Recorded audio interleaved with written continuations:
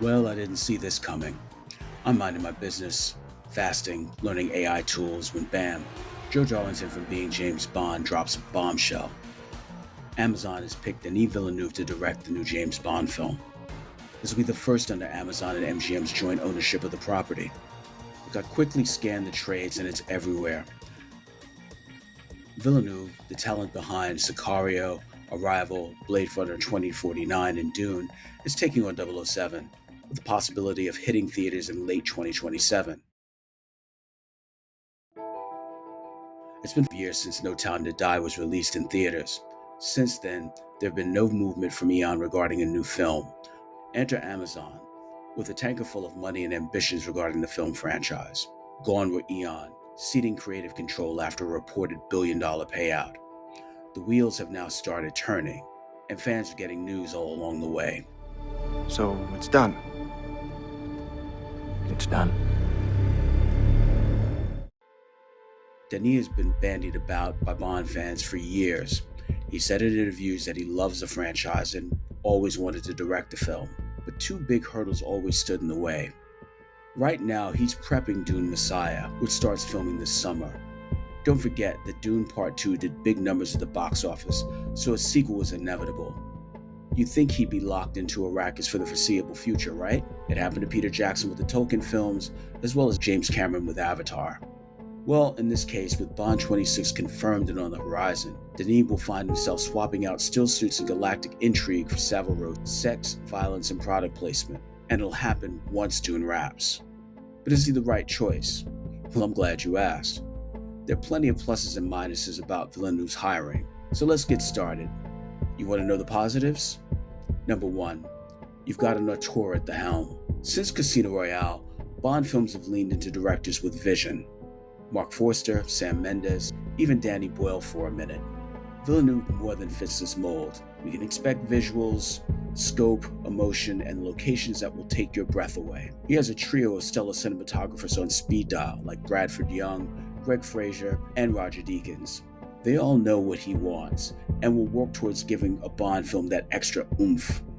Number 2, he can direct actors. From Emily Blunt in Sicario to Hugh Jackman in Prisoners and Rebecca Ferguson in Dune, then he knows how to draw out raw, layered performances. He's also worked with Bond alum Benicio del Toro, Javier Bardem, and Dave Bautista. Bautista was a real acting revelation in Blade Runner 2049. You also see why he was also used in Dune Parts 1 and 2. If it's in the script, the audience will feel it on the screen. Villeneuve will definitely see to that. Number 3, he can handle action. Bond is built on stunts and spectacle. Think parkour chases, stairwell brawls, and record-breaking bungee jumps. Then he just won't phone it in. He'll elevate it by working closely with the second unit, which will assuredly be staffed by Bond veterans. The goal here is to make sure that the action is on par with past films, and it also serves the story. The concerns. Number 1, fatigue. Dune Messiah hits theaters December 2026. Can we expect this new Bond film 1 year later? That's a tight turnaround. We're looking at casting, pre-production, location shoots, post-production, and publicity tours. The man is only human, but will he have the stamina and focus to work on a film of this size? I'd expect Bond 26 in 2028 if we're being realistic. Number 2, auteur overload.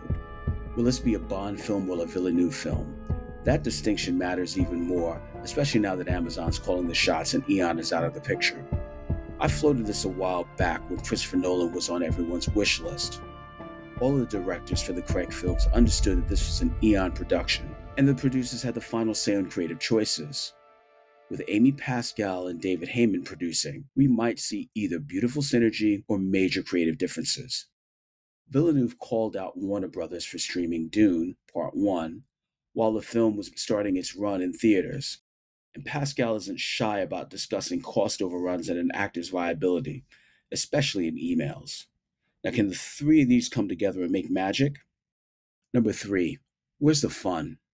Bond really needs to loosen up. For all their highs, the Daniel Craig era films saw a perpetually dour secret agent still pining for the love of his life, 4 films after her death. We need lust, ridiculous gadgets and villains with pets.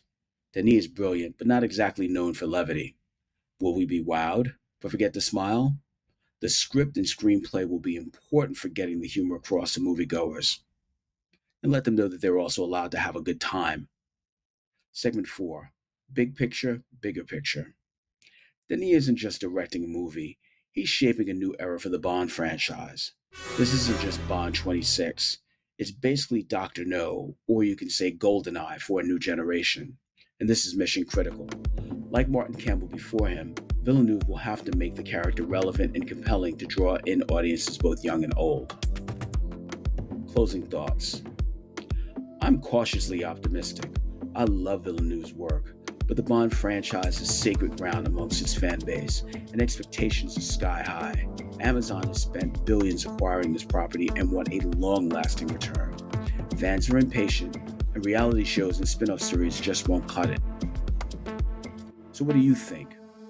Is this the start of something great? Or is the 007 franchise headed for an identity crisis and overall apathy for moviegoers? Hit like, subscribe, and let's talk Bond in the comments below. And until then, take care.